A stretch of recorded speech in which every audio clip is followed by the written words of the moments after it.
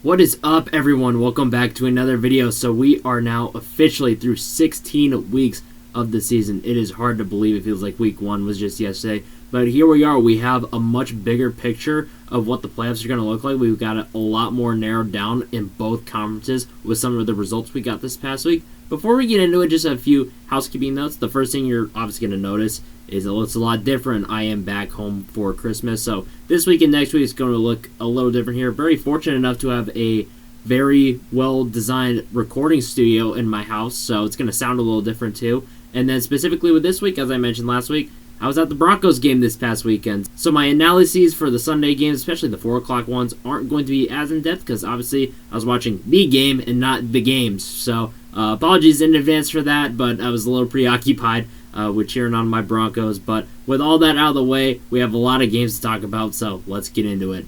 Starting off on Thursday, we had the Seattle Seahawks taking down the LA Rams by a score of 38-37, and this was yet another fourth quarter of the year candidate that I'll be a little bit cautious on with the game of the year hype that's been getting a little lately. It was just a little too one-sided for 3/4 of the game, just for my liking, but it definitely lived up to the hype that it got throughout the week, and this was obviously a huge game in the NFC West, and it did, again, live up to that hype that it got in the build-up this week. As for Seattle, it was looking an awful lot like the quote-unquote seeing ghosts big game Sam Darnold that we've gotten to know these last couple of seasons for really a while there. Again, mainly 3/4 of the game.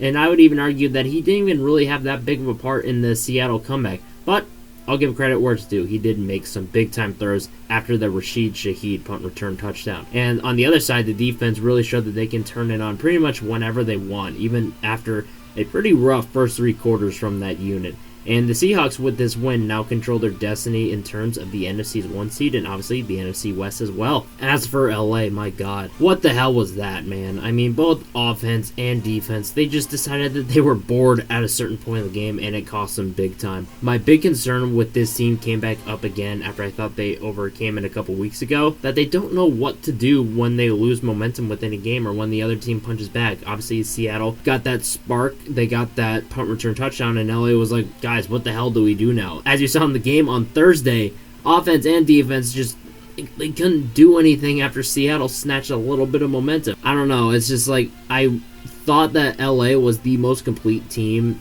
in the entire NFL, but now I'm really not so sure. Then as we move into Saturday, the Philadelphia Eagles took down the Washington Commanders by a score of 29-18. I mean, it was a pretty unsurprising result. The Eagles mess around with a team whose season is over for quite a while, let them stay in it for a little longer than they should have, the true Eagles special before somewhat pulling away towards the end. As for Philadelphia, what do you want me to say? You officially won the NFC East because you were the least ass team of the 4, so good job. I still have serious concerns about this offense, its lack of explosiveness, its lack of a desire to push the ball down the field, and it flat out does not scare me if I'm a fan of an NFC playoff team. That's just simple as that. As for Washington, there's really not a lot I have left to say if and when they come up again this season, because look, they're 4-11 and have lost their starting quarterback for the season. It's like, there's not much else here to talk about with this team. I'll say it as many times as it needs to be said. This is a critical offseason for Washington, and it's one in which I think they desperately need to get younger.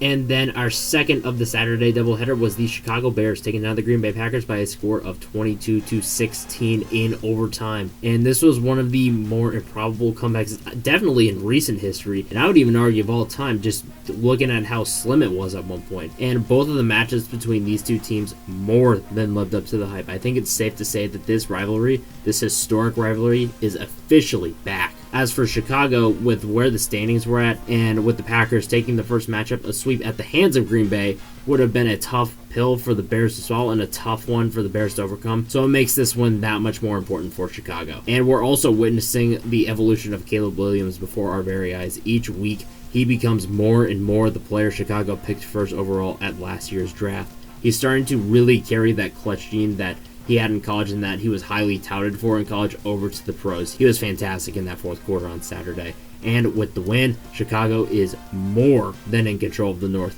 They really have put themselves in a position where they should win it. As for Green Bay, given they were down to their backup quarterback, it was honorable that they were able to stay in this game, but really, they still should have won this game. I mean, man, it's just is something about the Packers and recovering onside kicks that it's just so dicey for this team. They have fully lost the opportunity to try and snatch the North away, and most likely they'll yet again have to go through all rounds of the playoffs on the road, which is always a very, very tough thing to do and not necessarily the recipe for success and a Super Bowl. Then as we move into Sunday, we had the Carolina Panthers taking the first of two games that will decide the NFC South. They beat the Tampa Bay Buccaneers at home 23-20. I think if you told someone that this would have been one of the biggest games of the NFL season, I'm honestly really not sure how they would have reacted. But with this result, we now have somewhat of an idea as to how the NFC South will shake out this year. As for Carolina, give them credit where it's due, man. I mean, their franchise is at a point where they are capable of winning games of this magnitude regardless of the quality of the opponent on the other side. They can and will win these kind of games,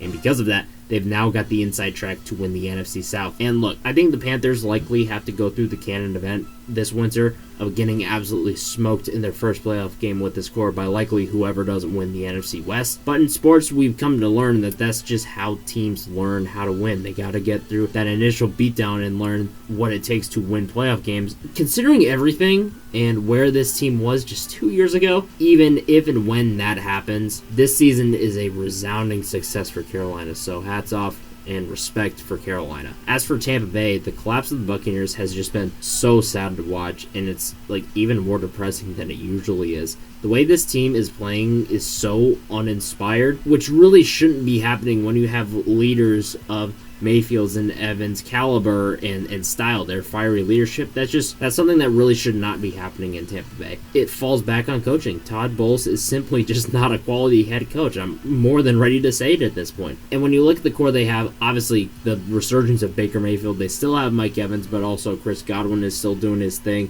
Should have a big year next year when he's fully healthy. And even the rookie Emeka Egbuka, they still have a pretty good defense. With this core, the sooner they make the coaching change, the sooner they can start being a serious contender. But as of right now, obviously not a serious contender. They're 7-8 in the weakest division in football. They're not going to win it. The Buccaneers' sole weakness is so apparent, but I have no idea if they have the guts to make that change. And as we continue through the 1 o'clock slate, we had the LA Chargers traveling into Dallas and taking down the Cowboys 34-17. And this was a game that unfortunately had 50% of its playoff implications taken away before the game even started by way of the Eagles' win on Saturday. As for LA, this could have been looked at as a possible trap game given the games the Chargers have coming up after this game and how big those ones are. So, good on them to come out here and beat a team that they should beat. And with some results here that we'll get into in a little bit, the Chargers have come a little closer to getting that all-important division title, but they still have some work to do after this week. As for Dallas, given that they were eliminated before the game even started, it's somewhat understandable that they had a bit of a letdown in their performance. Not an excuse at all, but, somewhat understandable. And since they are mathematically eliminated, I think we can reflect on the season from Dallas. I think the Cowboys had some moments for sure this year, but obviously they're a 6-8 team. Some changes are going to have to be made this offseason, namely on that defense. Then moving to the 4 o'clock slate, we had the Jacksonville Jaguars traveling into Denver, taking down the Broncos by a score of 34-20. And obviously, I've said it a bunch of times here, I was at this game. As for the environment, it was absolutely electric. One of the loudest crowds I've ever been a part of. It was so much fun, until about midway through the third quarter, but, so glad I made it out to Denver for a game. It's always one of my top highlights every year. I love going there, love being a part of the crowd. So much fun being at that game. But as we move into the game, this was a statement win by the Jaguars. They have officially announced themselves. And look, the Jags, we'll call it what it is. They were better than the hottest team in the NFL from whistle to whistle. As for Jacksonville, I think the early season growing pains of learning that Liam Cohen offense are a distant memory. That London shellacking at the hands of the Rams, that's long gone at this point. This offense is legit, and it is white hot at the right time. It seems like all day Jacksonville, especially on the offensive side of the ball, could do whatever they wanted, whenever they wanted to. Look, they played a hell of a game. Nothing but respect for how they played. I mean, hats off, respect, enjoy that well-earned win. As for Denver, this is really the first time all season that the Broncos got flat out beat. If you can think all the way back to weeks 2 and 3 this season, those two losses to the Colts and Chargers were on last-second field goals. So you change one play in one or both of those games, the Broncos could be a 1 or 2 loss football team. And I think in a very rare occurrence this season, the team got a spark in a very close game. It was back and forth. It was a touchdown game at halftime, and then RJ Harvey breaks a long touchdown run on the first drive of the second half to tie up the game, and they didn't capitalize on it. RJ Harvey gave him that spark, and it just went awry. The offense was very lethargic for the rest of the game. They only managed 3 points after that. But I think if they play their cards right, this loss could be the best thing that ever happened to them. They got a wake-up call in week 16, which is much preferable to one in late January. If you can think back all the way to 2015, the last time this team won a Super Bowl, that team lost back-to-back games in December to the Raiders and Steelers. Obviously, they have to capitalize on that. I'm not saying that, this will cause them to win the Super Bowl. No, they still have to go out and perform and actually use this as motivation to play better. They have to capitalize on it. I'm just pointing it out. Obviously, a wake-up call in week 16, a lot different than one in January. Then continuing through the 4 o'clock slate, we had the Pittsburgh Steelers taking on the Detroit Lions 29-24. I said it in the intro. I did not watch the full length of this game because I was a little preoccupied, but just want to make a quick note of it that this was one of the most bizarre endings I've ever seen. That was absolutely crazy, and the magnitude of this game just adds on to it. As for Pittsburgh, with a win and some other results, the Steelers have a stranglehold on the AFC North lead. They're at a point where if everything breaks their way next week, they could even rest their starters in the Week 18 finale. As for Detroit, the season's essentially over. They need to win out, and they need a lot of help, and I think that's putting it lightly. And it really stings that you had a game at home to try and keep your hopes alive, and you didn't come through. So I think this offseason, major changes need to be made, and major changes need to be made on the defensive side of the ball. Then on Sunday Night Football, we have the New England Patriots taking down the Baltimore Ravens 28-24. And this is a very fun game between a playoff lock and a team fighting for its playoff lives. As for New England, way to show adversity with the amount of players they lost. I know Henderson went down, I think Booty went down too. They were dropping them like flies, but the Patriots still found a way to come out and win. And they now have a legit path to claim the AFC's number 1 seed. They don't control their own destiny, but the path is definitely there for the Patriots. As for Baltimore, it makes me really angry considering how they lost this game. After they went up 24-13, John Harbaugh, come here, run the damn ball. It's not that hard, especially when you're winning the goddamn game. And they've made it really hard on themselves. The Ravens have been such a frustrating team to watch all season, and now because of all of that, their playoff chances are slim and very, very close to none. And then on Monday Night Football, we had the San Francisco 49ers taking on the Indianapolis Colts by a score of 48-27. And in this game, I did not expect a lot of points, and obviously by the final score, a lot of points were put on the board. I think it was a combo of the defenses not really playing their best games for both teams, and the offense is honestly being very, very efficient. As for San Francisco, the Niners have remained one of the most under-the-radar contenders in the league. They're still very much in play for the number 1 seed. It's really been incredible to see what they've been able to do on both sides of the ball despite all of the injuries they've endured. And down the stretch here in the final 2 games, they just need to keep handling business, root for some results down the stretch outside of their control, and like I said, the 1 seed's definitely in play for San Francisco. As for Indianapolis, it's like I said last week, it's been really tough to see how this season has gone up in flames for Indy. Just really unfortunate, and because of that, there's really not much else to say about this year's Colts team. What I can say is that they have a very important decision to make about Daniel Jones. Obviously, I've been a very big critic of his play all season. I really don't think he was playing that well up until the injury. If you consider his quality of play, if you consider that he is coming off an Achilles injury next year, but if you also consider how well he was playing to start the season, there's a lot of moving parts in Indianapolis, and like I said, it's a big decision this offseason. And before we look ahead to Week 17, let's get a quick look at the playoff picture. First up in the AFC, not a lot of shakeup, but a lot of official clinches. The Broncos stay in the 1 seed. The Patriots stay in the 2 seed. The Jaguars are still the 3 seed. The Pittsburgh Steelers are still the 4 seed. The LA Chargers are still the 5 seed. The Buffalo Bills are still the 6 seed. And the Houston Texans are still the 7 seed. And our 2 teams in the hunt are still the Indianapolis Colts and Baltimore Ravens. And shifting over to the NFC, a little more shakeup here, but same case as the AFC. More official clinches and then shakeups. The Seattle Seahawks are now into the 1 seed. The Chicago Bears stay in the 2 seed. The Philadelphia Eagles stay in the 3 seed.